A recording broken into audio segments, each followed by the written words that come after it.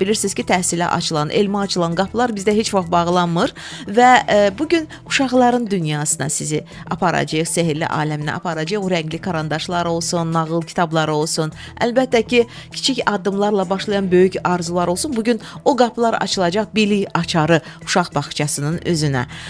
Danışacağıq bu haqda, geniş bir məlumatlar çatdıracağıq. Çünki bildiyim qədərilə bir bağça deyil, bir neçə filialla fəaliyyət göstərirlər və bilik açarı, ümumiyyətlə adının arxasında nələr gizlənir, bizə bu haqda məlumat verən təbii ki olacaq. Bugün bilik açar uşaq bağçasının tərbiyəçi müəllimi, pedaqoq Sevinç xanım Məhərrəmovanı dəvət etmişik sağlam təhsilə. Onu bəlkə də Instagram sosial səhifələrdə Sevinç Həbibi kimi də tanıya bilərsiniz.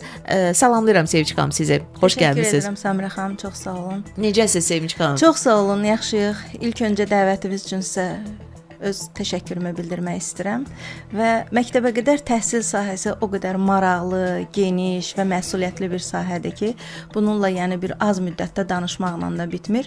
Özü də ki qalsın mənim kimi bu sahəni sevən bir insanın danışarsa əgər bütün bunları və mən artıq 30 ilə yaxındır ki, məktəbəqədər təhsil sahəsində çalışıram. Təbii bir 19 ilə yaxın dövlət bağçalarımızda çalışmışam və artıq illərdir ki, bəli, özümün özəl sektorumu qurmuşam, bəli. Çox əziyyətlə də olsa, çox zəhmətlə də olsa, damla-damla da olsa, bəli, bu sahəni, öz sahəmi, bilik açarı uşaq bağçasını yaratmışam və illərdir ki, bu sahədə də, bu bağçada da çalışırıq və belə deyək də, bir xeyli qismdə, yəni valideynlərin razılığı çox-çox bizə təşəkkürləri gəlir. Çünki mən bu sahənin belə deyək də adamıyam, bu sahədə çalışan bir insanam və mənim sahəmdir. Ona görə də bu sahə mənim üçün çox belə deyək də çətin olsa da eyni zamanda asan və maraqlıdır.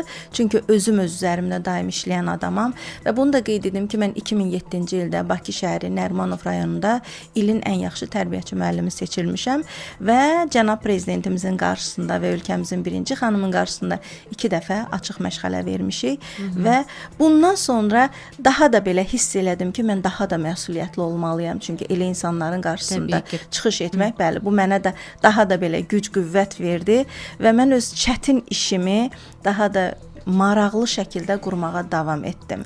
Sevinç xanım, təbii ki dediniz ki, mən 19 ildir artıq bu sahədəyəm. 30 ildir ümumilikdə, amma 19 il dövlət bağçalarımıza çalışmışam, bəli. Yəni hər adam uşaq bağçasında gəlin etiraf eləyək ki, çalışa bilmir. Bəli. Mən sizdən soruşmaq istəyirəm. Baxın, tərbiyəçi, müəllim, pedaqoq işləmək üçün məhz uşaq bağçasında nə tələb olunur? Belə deyək Səmirə xanım, mənim özüm üçün birinci insani keyfiyyətləri yerində olmalıdır. Mütləq şəkildə səbri yerində olmalıdır. Uşaq dünyasını, uşaq ruhunu hiss eləməlidir. Bəzən insana belə uşaq kimi baxa bilərlər. Mənə də sual verirlər ki, böyük xanımsan, ancaq ruhun, belə uşaq oyuncaqlarını sevirsən. Yəni onların ruhunu duyan insan. Xarakteri xüsusiyyətlər önəmlidir. Yəni tək müəllim olmaq tək bu yetmir, yəni uşaq bağçası üçün. Uşağın ruhunu duymaq lazımdır. Ona görə də yaradıcı, elastik, plastik, bütün bunlar hər biri tərbiyəçi müəllimdə olmalıdır, yəni. Başlayaq bağçanın adından. Bəli, bəli. İstəyirəm ki, zəhmət olmasa telefonunuzu açasınız. Niyə bilik açarı Sevinç xanım? Bəli. Niyə? Bu adı mən özüm düşündüm. Qızlarımla bərabər olaraq düşündüm. Bunu da deyim ki, bu sahəyə gəlməkdə mənim qızlarım mənə çox kömək eləyib. Hər ikisi bəli. Mənə güc-qüvvət veriblər ki, ana səndə, yəni bu iş alınacaq. Təbii alınacaqdı, amma bağçanı qurmaq çox çətin işdir.